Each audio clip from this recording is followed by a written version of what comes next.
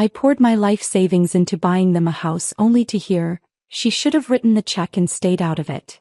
Fine. I pulled back. The mortgage payments stopped. My name came off the deed. Let whoever owns it deal with it now. What they didn't know was, I left behind more than just a cancellation notice. I left something that could blow their whole life apart. I drove my nearly decade-old SUV down the long coastal highway toward Caleb's new home. The jazz drifting from the radio was smooth and mellow, but my palms were damp against the steering wheel. This was my first official visit. They'd moved in months ago, but according to them, they'd just been too busy settling in to invite me over. I hadn't wanted to intrude. Over the phone, Caleb gave me a brief summary. It's not huge, but it's close to Lola's school and the neighborhood's decent. What he didn't say was who scraped together the down payment for this place. Or who's still transferring money each month to help with the mortgage. Of course, I hadn't planned on bringing it up either. I don't know why, but even though I paid for this home, I felt more like a guest invited to a dinner party. Tentative, slightly nervous. By the time I pulled up, the sky had begun to dim. Streetlights blinked on one by one, illuminating the front yard's neatly trimmed grass and a quaint wooden sign that read "Home Sweet Home." I reached over to grab the homemade cookies from the passenger seat just as a familiar voice called out. "Mom, you made it. Thank God, we really needed the help." Caleb hurried out, a warm smile on his face, but I caught the tension behind his eyes. I returned the smile, handed him the cookie tin and looked up, really looked, for the first time at their house. Beige siding, crisp clean lines, freshly painted front door. A small wind chime danced in the breeze. Everything looked new. Respectable. And oddly distant. Taylor came out next. She wore a pale cashmere cardigan, her makeup flawless.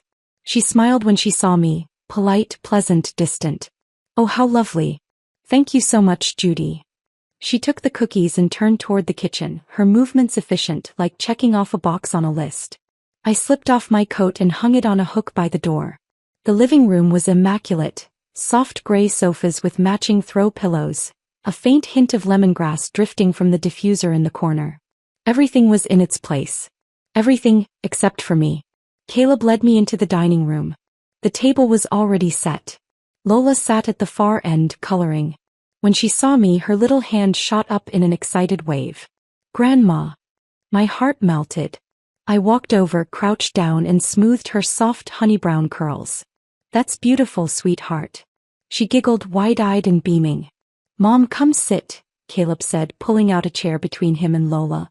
I eased into it, careful not to disturb the perfect symmetry of the room. Dinner was pleasant on the surface. Taylor talked about a new project at her boutique, her tone brisk and goal-oriented. Caleb chimed in occasionally, nodding and smiling, playing supportive husband. I sat quietly, waiting for an opening, a moment to connect. But every time I opened my mouth, the conversation shifted. Smooth as water, slipping right past me. "We're thinking of making an early payment on the loan," Taylor said casually, reaching for more salad. I glanced at Caleb. He hesitated, then managed to smile. "Yeah, Mom. The mortgage is still a lot. If we could pay it off faster, it'd really help ease things." The message was clear enough. They wanted me to keep footing the bill. To carry them just a little further. I put down my fork, tracing a fingertip over the edge of the tablecloth. A dull ache stirred in my stomach. When I agreed to help with the down payment, I told myself it was an investment in their future. A gift of love. But sitting here now, watching the polite distance on their faces, I couldn't help but wonder. Had I become something to be drained? A resource, not a person? Summoned when needed. Forgotten when not. After dinner, I offered to play with Lola. "She can, but she needs to finish her workbook first," Taylor said, smiling, but with a tone that left no room for negotiation. "And Judy, we try to keep dinner time quiet. It helps her concentrate." I blinked, nodded. Lola bounced up the stairs, workbook in hand. The room felt bigger once she was gone, quieter, colder. The diffuser hummed. Far off, I could hear waves crashing against the shore. Sensing the tension, Caleb walked over and gave my shoulder a pat. "Mom, once we're done with the loan and things ease up, we'll have more time to spend with you." His voice was gentle, familiar, like the little boy who used to promise me everything would be okay. But something in that familiarity was missing. The part where I used to be the center of his world. I gave him a soft smile and said nothing at all. I sat on the couch in Caleb's new living room, a cup of peppermint tea growing cold beside me. The TV was on, volume turned down low, some popular reality show flickering across the screen. Taylor sat across from me in a single armchair, a laptop balanced on her knees, tapping away at the keyboard from time to time. From the kitchen, the soft clinking of dishes floated in. Caleb was cleaning up after dinner, moving with quick, practiced ease. No one really spoke. Just the distant laughter from the television and the muted clatter of porcelain. I cleared my throat gently and tried to make conversation. So, how's Lola doing at school these days? Taylor glanced up, offering a perfectly polite smile. She's doing well. Her teacher says she's very gifted. We're really focusing on structure and discipline right now, so we've cut back on a lot of leisure time. With that, she turned her eyes back to her laptop, fingers moving again. Her voice had no warmth, more like an automated message than a mother bragging about her child. I nodded, fingertips brushing the rim of my mug, unsure of what to say next. I had wanted to ask what Lola was drawing lately, which books she was into. But after that icy response, the words retreated down my throat. A strange sense of displacement settled over me. I was the one who raised Caleb, who held him through the lean, lonely years. And now, in this house built with my money, I felt like someone carefully placed on the margins. Welcomed but not meant to disrupt their rhythm. Upstairs, I heard Lola's door click shut. For a moment, silence. Then Caleb walked in with 3 mugs of coffee, breaking the awkward air. "Mom here," added a little cinnamon. "Just how you like it." He smiled as he handed me the cup, his voice gentle. I took it, fingers brushing the lingering warmth, and for a second I felt something soften inside me. But that warmth was quickly eclipsed by something else. A quiet kind of sorrow. They weren't unkind to me, not at all. But their kindness had become the kind you give to a respected elder, not to someone you're close with. Not out of love, but out of obligation. I smiled and thanked him, taking a sip. The coffee was good, just the right blend. Still, it left a trace of bitterness on my tongue. The next day, I returned to my quiet little apartment. As the door clicked shut behind me, the only sounds left were the soft hum of the heater and the occasional creak of the old wooden floors. I sat at the kitchen table, sorting through a stack of unopened mail. One envelope caught my eye. A monthly statement from the bank. Automatic payment confirmation. $1,500 successfully debited from your account for Caleb Banks. Mortgage plan active. I stared at the numbers for a long time. There was a time when this felt like something to be proud of. Helping my son get on his feet. Building him a better future. But now, the money leaving my account each month felt less like love, and more like a silent transaction. Even a simple thank you had started to feel like too much to hope for. I sighed and set the letter back on the table. That evening, as usual, I went for a walk behind my building through the little neighborhood park. The trail was soft with fallen pine needles, and the air carried the faint, salty scent of the sea. Rounding the bend, I spotted Martha, my neighbor and longtime friend. Like me, she was retired. Unlike me, she didn't spend much energy worrying about her grown children.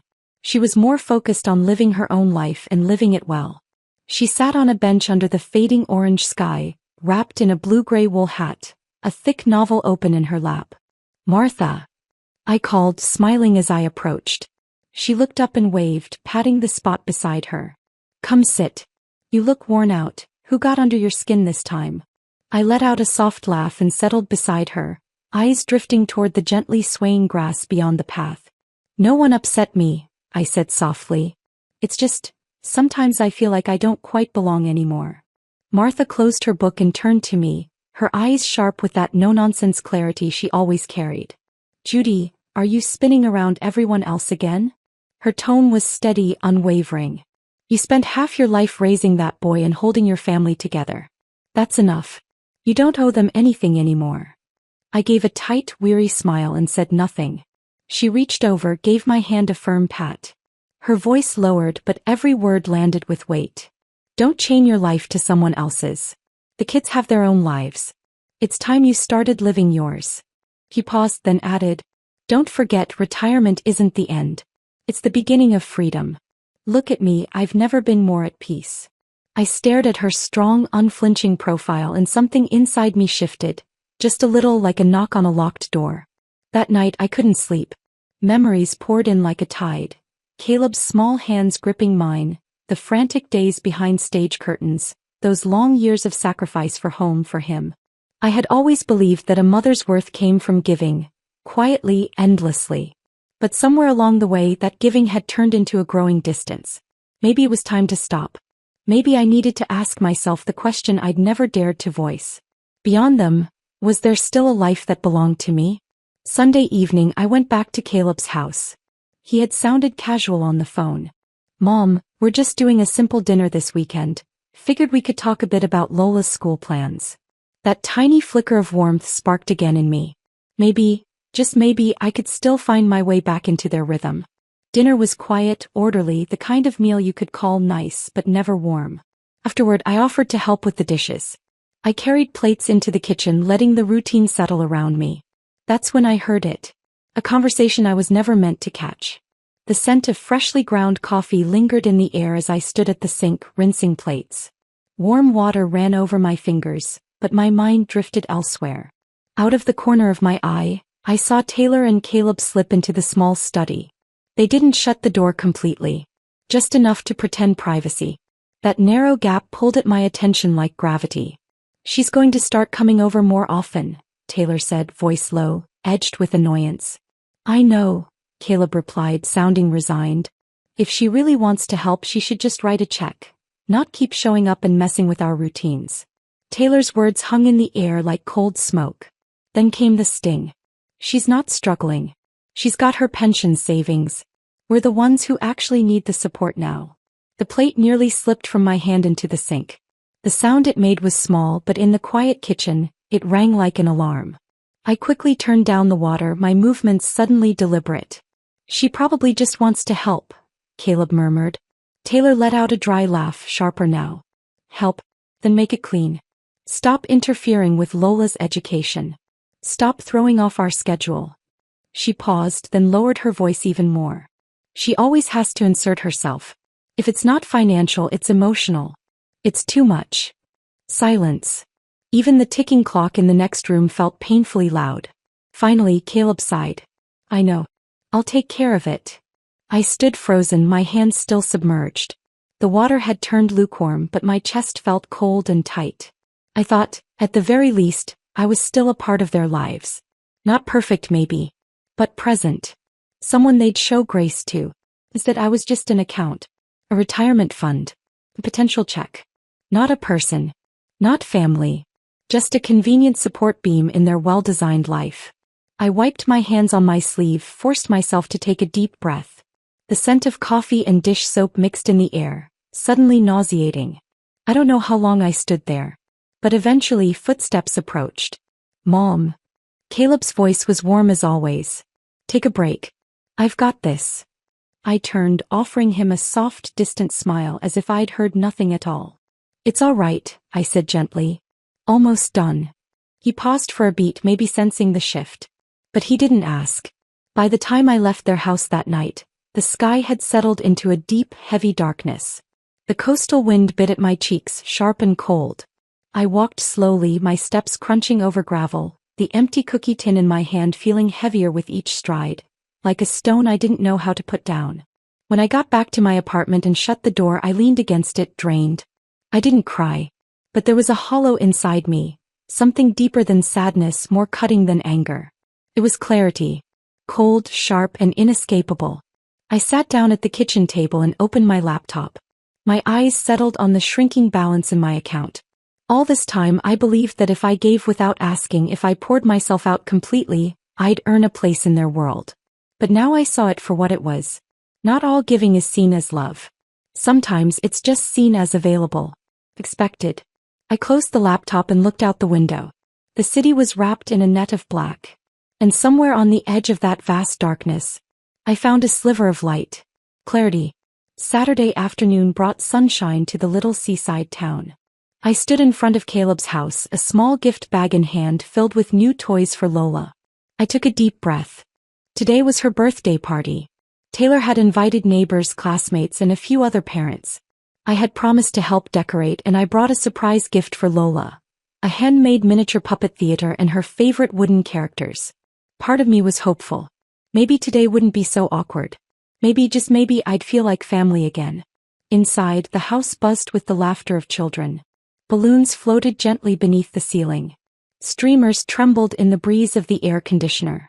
I set the gift on a side table and stepped into the kitchen to help with the plates. Taylor moved swiftly, directing other parents, fingers dancing over her phone as she coordinated the event with precision. Caleb was out back, pitching a tent in the yard, his usual friendly smile stretched across his face. I kept my head down, moving carefully around the room, trying not to disturb their flow. Later it was time for the cake. Lola sat in front of it, wearing a birthday crown, beaming. I stood on the edge of the crowd, smiling softly, watching her. Caleb leaned down and whispered something in her ear. She blinked, then leapt from her chair and grabbed my hand. "Grandma, you have to make a wish with me." The room fell suddenly quiet. All eyes turned to me. I froze for a moment, instinctively glancing at Taylor. Her smile stiffened. A flicker of something, annoyance, disapproval, flashed through her eyes. Caleb jumped in, chuckling, "Of course. It's Lola's birthday wish after all." Lola pulled me toward the cake. I stood beside her as she closed her eyes. Her voice rang out in the candlelight, soft and clear. "I wish Grandma can always play house with me, and do little plays on our stage." My throat clenched. My eyes burned. But just as warmth started to rise in my chest, I glanced at Taylor. She stood off to the side, gripping a napkin tightly, her gaze as sharp and cold as glass. The moment the candles flickered out, the little warmth I had left vanished with the flame. That evening after the party, the guests had gone and the children were winding down. The house felt quieter but not quite relaxed. The atmosphere hovered, loosened but tense. I sat with a cup of cold coffee, finally gathering the strength to speak. My voice was soft, but it cut through the quiet like a needle. "Caleb, Taylor." I paused, keeping my tone steady. "I want to ask you something." They both looked at me. "In your eyes," I said slowly, looking them straight in the face. "Am I truly family, or just a convenient checkbook?" The air seemed to freeze for a moment. Caleb opened his mouth, but his smile faltered. Taylor raised her eyebrows and calmly set down her cup. "Judy," she said, polite but firm, "no one sees you that way. But our family has its own rhythm, its own rules. What we need is support, not interference." Caleb quickly added, "Mom, that's not what we meant. It's just, sometimes you do too much. We also need space." Space. I repeated the word, feeling it settle like a rock in my chest. Taylor nodded, her expression cool and resolute. "Yes. We're grateful for the financial help. But that doesn't mean you get to shape how we live our lives." And just like that, I understood. It wasn't that I loved them wrong. It wasn't that I didn't give enough. It was that I never belonged in the role I kept trying to play. All this time I was loving them in my language. But they never asked for it. They never wanted it. What they needed was something else entirely. I set the cup down and stood up. My throat was dry, but my voice came out calm. Too calm. "I understand," I said. "Mom," Caleb called out. But I didn't look back. I picked up my coat, opened the door and walked out into the damp, cold night. The sea wind hit my face with a sharp edge, and beneath the streetlight, I saw my shadow stretching long and thin on the pavement. Small and very much alone. When I got home, I dropped my coat onto a chair. I sat on the couch like someone who'd been hollowed out, staring blankly into the dark. The only sound in the room was the soft hum of the old heater. At last I spoke just to myself quietly. "That's enough, Judy. Truly, that's enough." I woke early the next morning. The sky hadn't yet lightened, and outside, only the faint sound of sea breeze brushed the windows. The clock ticked steadily in the kitchen. Each tick a quiet reminder. It's time to change. I brewed a cup of black coffee and sat at the table. The glow of my laptop lit up the room in pale, cold light. I pulled up the joint bank account I shared with Caleb. There it was, every month like clockwork, a withdrawal for their mortgage payment. The home I had helped buy. The loan I had silently been carrying. My eyes lingered on the numbers. Then my finger hovered over the cancel auto payment option. For a moment, a flicker of hesitation. Then clarity. Sharp, resolute. I clicked. A confirmation box popped up. "Are you sure you want to cancel this automatic payment?" I inhaled deeply. Clicked yes. Then I opened my email. Typed out a short, direct message. Subject: adjustment regarding mortgage support. Starting next month, I will no longer be contributing to your mortgage payments. The house is part of your life. It should be your responsibility. This doesn't mean I don't love you. It means I need to start taking care of my own future. I hope you understand. Mom. I read it once. Didn't edit a word. Then hit send. As the message flew off, I felt a strange emptiness. But then, a small, steady sense of freedom began to fill that space. Around noon, my phone lit up. Caleb calling. I didn't answer right away. Let it ring 3 times before picking up. Mom, did you make a mistake? His voice was tight, restless. I leaned against the kitchen doorway, watching the palm trees sway outside. My voice was calm, almost gentle. No, Caleb. No mistake. It's just time you and Taylor carried this house yourselves. There was a pause. A few seconds of quiet. Then he said softly, but Mom, things are really tight right now. Taylor just started a new job, the mortgage is a lot. I understand, I said, cutting in without anger. But you're both adults now. And adults take responsibility for their choices. On the other end, I heard him exhale. A long, weary sigh. I could picture him, brow furrowed, pacing across the living room floor. That little boy who used to squeeze my hand and ask if everything would be okay. Now negotiating with the same hand that once fed him. I didn't blame him. I was the one who'd made giving feel like a given. Mom. His voice cracked a little. Are you still mad? I closed my eyes. Took a breath. No, I said quietly. I'm not mad. I just finally understand. Early spring had come to the seaside town, but the air still carried a touch of chill. I tucked my hands into my coat pockets and walked slowly along the sidewalk. The young sycamore trees lining the street had just started to bud, soft, pale green against a sky the color of faded denim. It was the first time I'd walked this path with no weight on my shoulders. Not to run errands. Not to pick someone up. Not to pay for anything. Just because I wanted to take a walk. It had been 3 weeks since I moved into my new apartment in the city center. Small, yes. But clean, bright, and mine. Outside my window, a quiet side street. And if I left it open at night, I could hear the waves crashing faintly against the seawall. Best of all, I was close to the old theater where I used to work. Close enough to feel grounded again. The first week was the hardest. I'd wake up in the middle of the night, staring at the ceiling, lost in the silence. Feeling like a child who'd wandered too far from home. But slowly I started to settle in. I got used to waking up and making myself a cup of Earl Grey just the way I like it. I got used to not checking anyone's schedule but mine. I got used to watching the sunset spill across my floor while I sorted through old props and memories, the ones that were always mine, and finally mattered again. Today I was headed to a public class at the Community Arts Center. A hands-on workshop in stage prop making. Not for work. Not to prove anything. Just because when I heard about it, something inside me stirred. A flicker of excitement I hadn't felt in years. That tiny thrill reminded me. I'm still alive. And I still have time to rediscover what I love. To reclaim all the richness and wholeness I didn't know I still carried inside me. The Arts Center sat in a restored brick building with arched windows and a row of wind-leaning pines along the walkway. As I stepped inside, the soft scent of sawdust and acrylics greeted me. Around a long wooden table, people of all ages busied themselves with scissors, fabric, and bits of foam and wood. There was an old man in khakis and a baseball cap, a woman in a floral dress with oversized glasses, and a few younger volunteers helping to pass out supplies.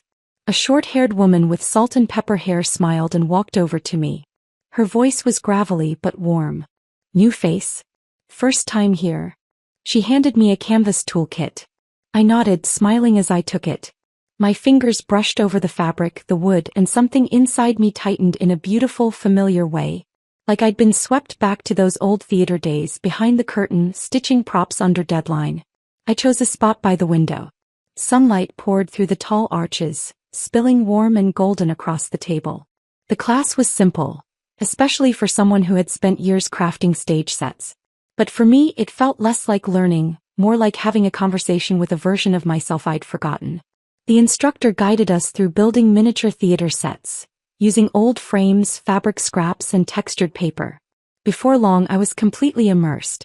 The snip of scissors, the soft hiss of glue, the steady rhythm of careful fingers pressing pieces into place. All around me, quiet conversation and bursts of laughter mingled with the smell of wood and paint.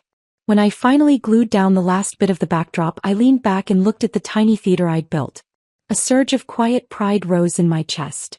Not because anyone had praised me. Not because I had to prove anything. But because I had wanted to make it. And I had. I took a photo and uploaded it to the social media account I'd barely touched in years. Just one photo. One line of text. Today I built a little stage of my own again. And when I hit post, I couldn't help but smile. Felt like lighting a tiny lantern just for me. Later that afternoon, as I returned home and began to make a cup of tea, my phone lit up. A message from Caleb. "Mom, how have you been lately?" Only a few words. But the tone, tentative, careful. I didn't reply right away. I stood at the kitchen counter, the steam rising from the kettle, just staring at the screen.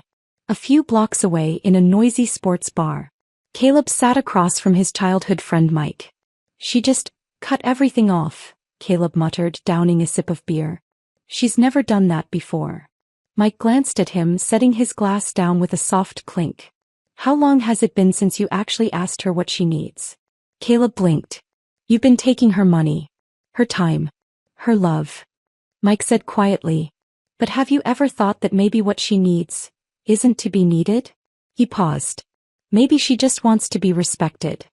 Later that night, as Caleb drove home, the streetlights slid past his windshield like a string of fading stars. His hands gripped the steering wheel. But in his mind, one word kept repeating: respect. So simple. So devastating. Back in my apartment, I sat under the soft glow of the table lamp, a warm cup of Earl Grey in my hands.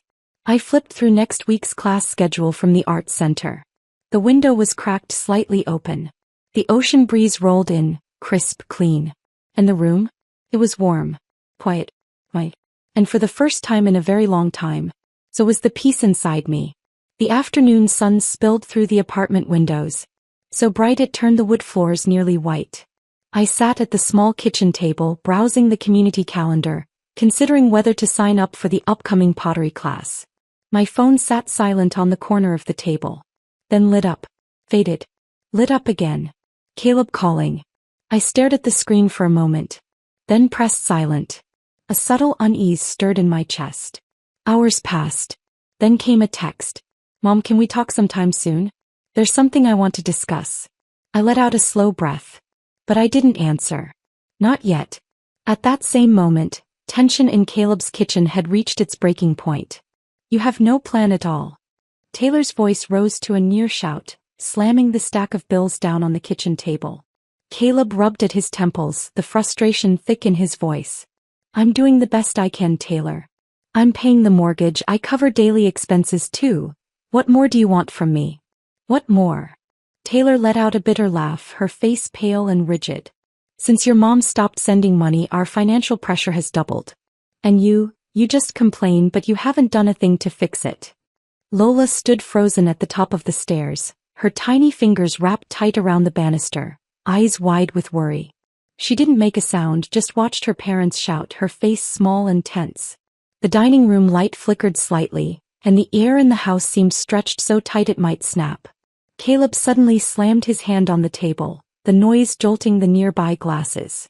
"She's my mother," he roared. "She's done more for us than anyone. What else do you want from her? She's not a bank." Taylor clenched her jaw. Her eyes glistened with tears, but she held them back. "And we're not freeloaders," she said hoarsely. "But if we don't even have stability, what kind of life is this?" The room fell silent. Only the ticking of the wall clock remained, and the soft sound of Lola sniffling. Caleb turned and saw her crouched on the stairs, wiping her face with her sleeve. His heart wrenched. All the heat, the anger, it vanished in an instant. Late that night, Caleb sat slumped on the living room couch, his head buried in his hands. Taylor sat across from him, holding Lola close. Her eyes were puffy, her shoulders tense. The house was still the same, but something in it had shifted. It felt like a crucial piece had been quietly pulled away. The foundation they had worked so hard to maintain was beginning to crack. That night I sat alone on my balcony, a warm mug of hot chocolate in hand. The distant waves echoed softly through the dark. I didn't know why, but a strange feeling washed over me. A mother's sixth sense. I glanced at my phone. Still that same unread message.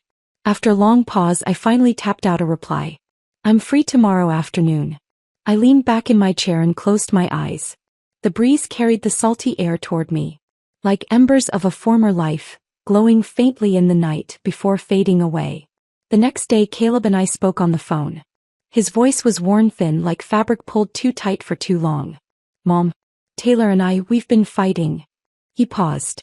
Then more quietly, probably has something to do with you stopping the mortgage support. I said nothing. Just let him speak. I know we can't keep relying on you. I do, he said almost to himself. It's just, facing all of this, it's harder than I expected. His tone softened, the weight of reality beginning to strip away his earlier defensiveness. Caleb, I said at last, gently but firmly, hard doesn't mean impossible. At some point, everyone has to carry their own home, their own decisions. I know. His voice was low. A beat of silence. Then I heard Lola's tiny voice in the background. Daddy. Caleb responded quickly, then said, Mom, I'll call you later, okay? He hung up. March's coastal wind still held a lingering chill. I wrapped a pale gray scarf around my shoulders and sat at a table in my favorite seaside cafe. A latte sat before me, the foam half sunken. Through the window I could see fishing boats docked along the harbor, their flags snapping in the breeze. It was almost time. The bell over the cafe door chimed. I looked up. Caleb stepped inside. He wore a blue hoodie, his face tight, brow furrowed with unspoken worry. When he saw me, he pressed his lips together, then walked over quickly. Mom. He pulled out the chair and sat down, his voice quieter than usual. I gave him a gentle smile and nodded but said nothing. I wanted him to take his time, to find his words. Outside, the wind rattled the glass. Inside, a slow jazz tune played under the hiss of the espresso machine. Caleb stared down at a ring of water on the table, his fingers tapping restlessly against his coffee cup. Finally he spoke. Mom, I want to say I'm sorry. He looked up and for a moment I saw something raw in his eyes. Not resentment, not shame. Just a boy, looking for his mother after a fall. My heart softened. But I kept my expression calm, kind. And I waited. I know you've done so much for us over the years. Caleb said, his voice rough, almost hoarse. And I took it all for granted. I just assumed you'd always be there, that helping was what you were supposed to do. He paused, exhaling quietly. It wasn't until you stopped that I realized, what I lost wasn't just money. He looked up at me, eyes heavy with guilt. I lost your trust. Your presence. That feeling of you being there, really being there. I didn't interrupt him. I let every word land where it needed to inside both of us. I can't keep expecting you to clean up after us, he said with a bitter smile. And I definitely can't use your love to excuse my own immaturity. In his eyes I saw exhaustion, shame, but also a flicker of late-blooming clarity. It pricked something tender in my heart. But more than anything it brought me peace. I took a slow sip of my coffee. Its warmth, its slight bitterness, oddly comforting. Then I spoke. Caleb. My voice was gentle, but every word came steady and sure. Love is not a transaction. It isn't measured in dollars. And it doesn't survive on endless sacrifice. I looked at him, really looked. I helped you because I love you. But that love should never be mistaken for obligation. I'm not an ATM. I'm not your crisis manager. I'm your mother.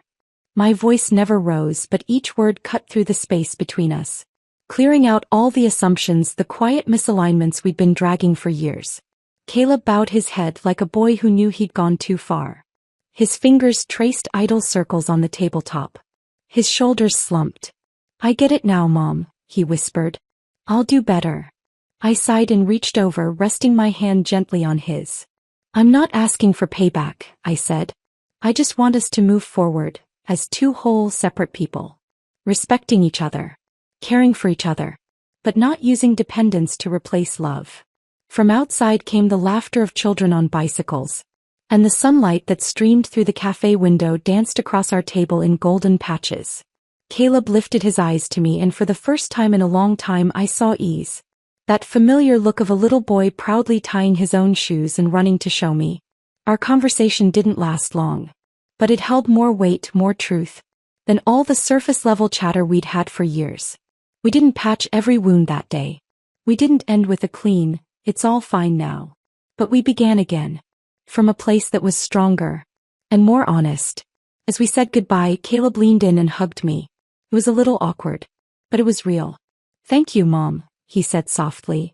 I gave his back a gentle pat and smiled. "Go on," I told him. "There's someone at home waiting for you."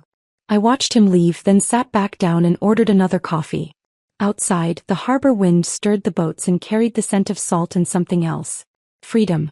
By April, the sun had begun to soften over the little coastal town. New buds had emerged at the tips of the trees, and the flower beds on the corners burst with pansies in every shade of joy.